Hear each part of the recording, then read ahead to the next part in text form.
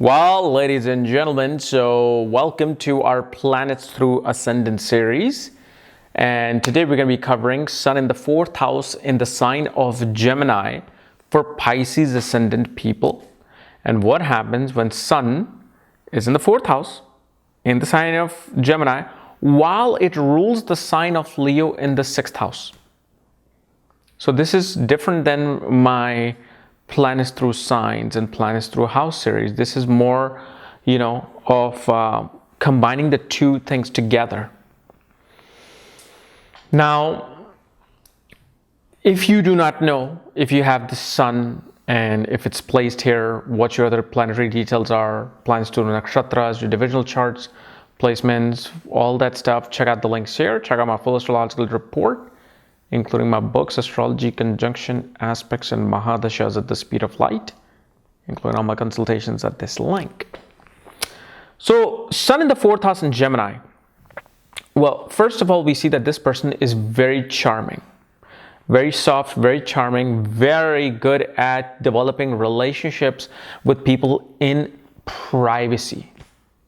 Like, this is the person who may be quiet out in the world, but when you see them privately, when you get to know them intimately, they are going to be very open. They're going to be very jolly. They're going to be very affable, to approach.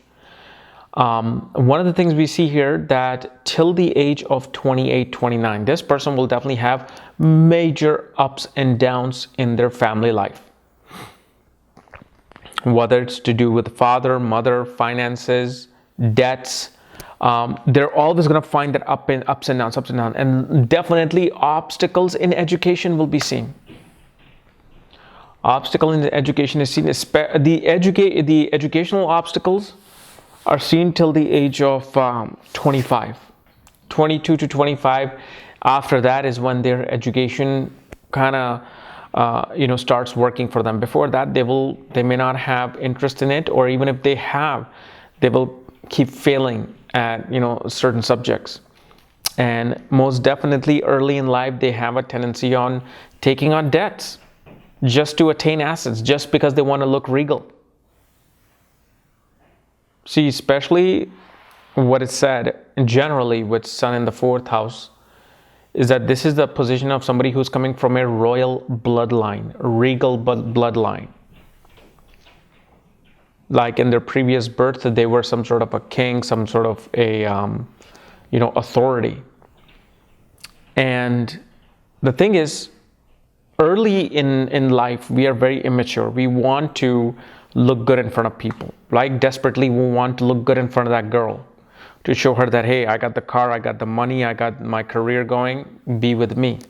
So what happens is these people have a tendency of getting in debt to show their regal royalness in the world. Why? Because remember, Sun rules the 6th house of debts and then sits in the 4th house. And the thing is, 4th house is where the sun don't shine. This is the midnight birth. This is the person that's born anywhere from like 10-20 p.m. to literally almost, I would say, 1 a.m. or 12:30 a.m. So for this person, the sun is going to shine later in life. See, regardless of which sign Sun is sitting in the 4th house, the one very common theme I have seen is that their first half of life is full of struggles, full of ups and downs. The second half of life is where they come out as the regal royal individual. That's where they thrive as an individual. That's where they rise to the top. And also shows that one's mother is going to be their communicative, guardian. Like most of your authoritative communication, most of your ability to communicate and how you communicate, what's your gesture when you're communicating, why are you communicating, all of these things will be majority of the behavior of the mother. Because in your particular case, mother had to take on the role of the father. And this is why when Sun is in the 4th house, it shows that there was lack of control by the father, or the control was so tight that one couldn't learn anything. So usually the mother becomes the father in this case for the individual. So your communication, your ability to have certain skills in life are all developed through your mother or motherly figure. Now, of course, this doesn't mean that everybody who's born with this sun is going to experience no happiness from father. No, because your sun could receive aspect of Jupiter, conjunction of Jupiter. Your sun could be in a certain beautiful exaltation in Navamsha or good, placement in Navamsha, Dwaradamsha, which is the D12 chart of your parents. So obviously we have to really judge. And most importantly, when you're judging, the relationships with the father or any individual in a family dynamics, look at the Ashtak Varga. Look at the Ashtak Varga on sun and from the sun.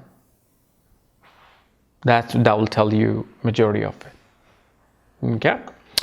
So anyway, guys, this was my analysis of sun in the 4th house in Gemini sign. If you're new to my channel, subscribe below. If you want to know where your sun is placed, all the other astrological details, my books, reports, consultations, check out the links here. Otherwise, we'll see you tomorrow. Bye-bye.